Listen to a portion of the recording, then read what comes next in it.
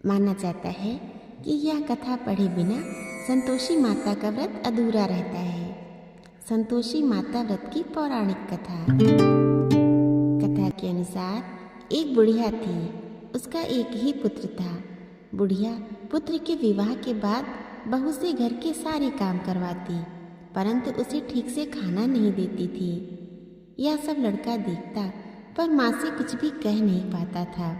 बहू दिन भर काम में लगी रहती, उपले थापती, रोटी रसोई करती, बर्तन साफ करती, कपड़े धोती और इसी में उसका सारा समय बीत जाता।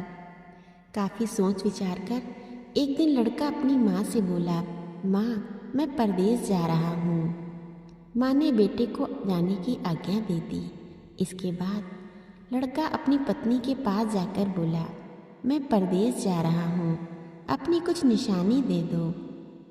पत्नी बोली, मेरे पास तो निशानी देने योग्य कुछ भी नहीं है। यह कहकर वह पति के चरणों में गिरकर रोने लगी। इससे पति के जूतों पर उसके गोबर से सने हाथों की छाप बन गई। पुत्र के जाने के बाद सास के अत्याचार बहू पर बढ़ते ही गए।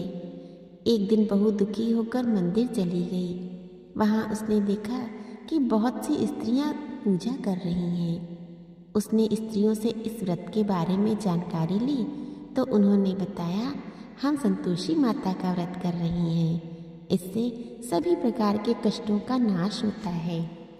बहू ने स्त्रियों से पूछा, ये व्रत कैसे किया जाता है?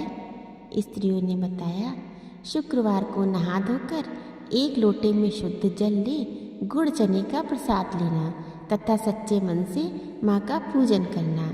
खटाई भूलकर भी मत खाना और ना ही किसी को देना। एक वक्त का भोजन करना। व्रत विधान सुनकर बहू प्रति शुक्रवार को संयम से व्रत करने लगी। माता की कृपा से कुछ दिनों के बाद पति का पत्र आया। कुछ दिनों बाद पैसा भी आ गया।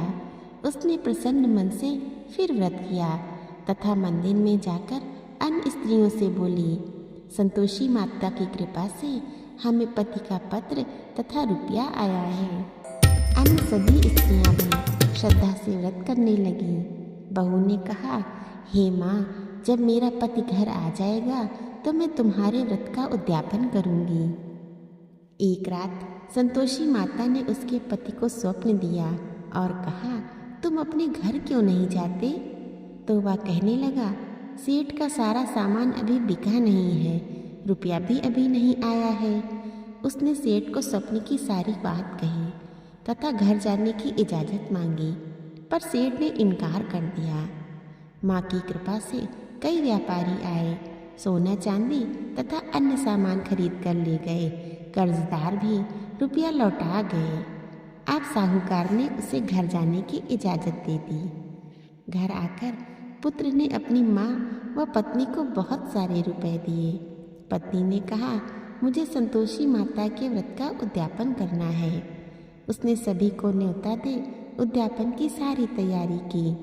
पड़ोस की एक स्त्री उसे सुखी देख ईर्ष्या करने लगी थी। उसने अपने बच्चों को सिखा दिया कि तुम भोजन के समय खटाई जरूर मांगना। उद्यापन के समय खाना खाते खाते बच्चे खटाई के लिए मचल उठे तो बहू ने पैसा देकर उन्हें बहलाया। बच्चे दुकान से उन पैसों की इमली खटाई खरीद कर खाने लगे तो बहू पर माता ने कोप कर दिया। राजा के दूत उसके पति को पकड़कर ले जाने लगे तो किसी ने बताया कि उद्यापन में बच्चों ने पैसों की इमली खटाई खाई है। तो बहू ने पुनः व्रत के उद्यापन का संकल्प किया। संकल्प के बाद वह मंदिर से बाहर निकली तो राह में उसका पति आता दिखाई दिया। पति बोला, इतना धन कमाया था, उसका कर राजा ने मांगा था। अगले शुक्रवार को बहू ने फिर से विधिव्रत व्रत का उद्यापन किया। इससे संतोषी माँ प्रसन्न हुई। 9 माह बाद बहू के चांद सा पुत्र हुआ। अब सास, बहू तथा बेटा माँ संतोषी की कृपा से आनंद से रहने लगे। हे संतोषी माता, जैसी कृपा आपने बहू पर करी वैसे ही कृपा आप अपने सब भक्तों पर करना। प्रेम से बोलिए, संतोषी माता की जय।